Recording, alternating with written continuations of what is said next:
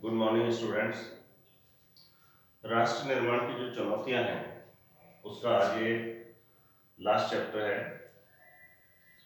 देखिए, आजादी से पहले सन 1920 में नागपुर अधिवेशन हुआ था और इस नागपुर अधिवेशन में जो कांग्रेस है उसने वायदा किया था कि हम जो राज्यों का पुनर्गठन है उस पुनर्गठन के लिए जो आधार बनाएंगे वो आधार होगा भाषा, अर्थात हम भाषा के आधार पर राज्यों का पुनर्गठन करेंगे।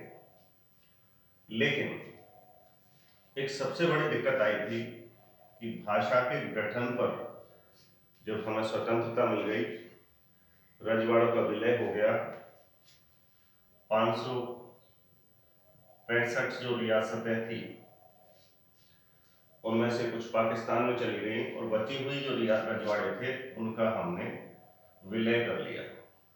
और जो विलय था उसमें, जैसा कि आपने पिछली क्लासों में पढ़ा है, जम्मू कश्मीर, हैदराबाद, जूनागढ़ और मणिपुर, इनके विलय में थोड़ी दिक्कतें आएंगी, लेकिन फिर भी वो संभव हो गया, मैनेज कर लिया गया।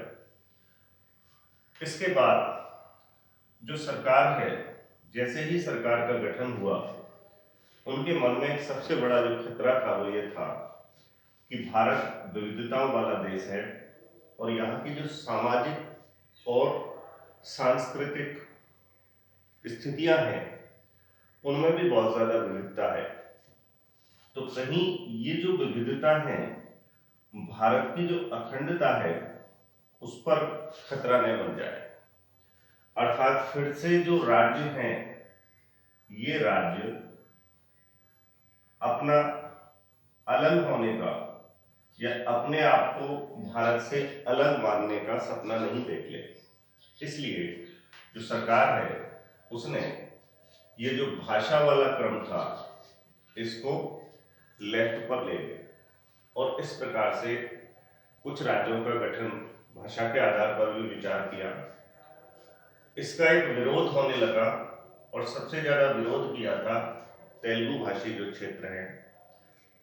उन्होंने मांग उठाई कि हम आंध्र प्रदेश राज्य अलग से बनाना चाहते हैं, जो भी तेलुगु भाषी क्षेत्र हैं उनको उसमें शामिल किया जाए और उनको शामिल करके एक राज्य बनाया जाए जो आंध्र प्रदेश हो। तो इसके लिए एक गांधीवादी जो नेता थे इनके, बहुत प्रसिद्ध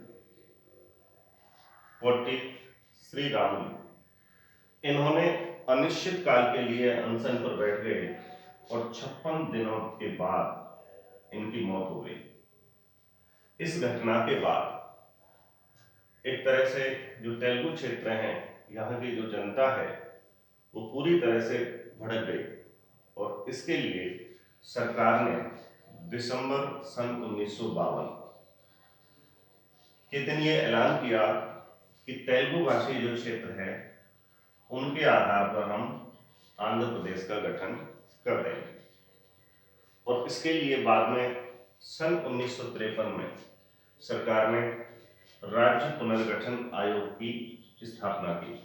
आपको एक सन याद रखने हैं, 1920 में सबसे पहले भाषा के आधार पर राज्यों के गठन का वायदा कांग्रेस ने किया था। हालांकि वो उस समय सत्ता में नहीं थे और ना ही देश आजाद था, लेकिन लोगों को भाषा के आधार पर गठन का सपना दिखाया और उसी का परिणाम हुआ कि ये आंध्र प्रदेश की मांग उठी। और इसके बाद सन 1953 में राज्य पुनर्गठन आयोग जब हुआ तो इसने अपनी रिपोर्ट सारा अध्ययन करने के बाद सन 1956 में सौंपी, जिसमें 14 राज्य और 6 केंद्र शासित प्रदेशों के गठन की बात कही गई। और इसी की रिपोर्ट के आधार पर हमारे देश में सबसे पहले 14 राज्य और 6 केंद्र शासित प्रदेशों का गठन हुआ। बाद में इनमें सीमाओं में परिवर्तन होते रहे और टुकड़े होकर के राज्यों की संख्या निरंतर बढ़ती रही। केंद्र शासित प्रदेश बढ़े, फिर घटे, फिर उनकी स्थिति सामान्य हुई। तो ये स्थिति यहाँ पर थी। तो आपको राज्य पुनर्गठन वाले जो नोट्स हैं वो अच्छी तरह से पढ़ने हैं, याद करने हैं।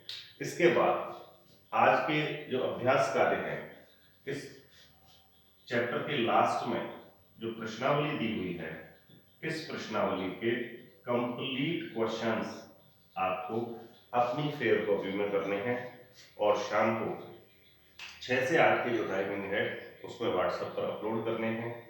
आज के लिए इतना ही। धन्यवाद।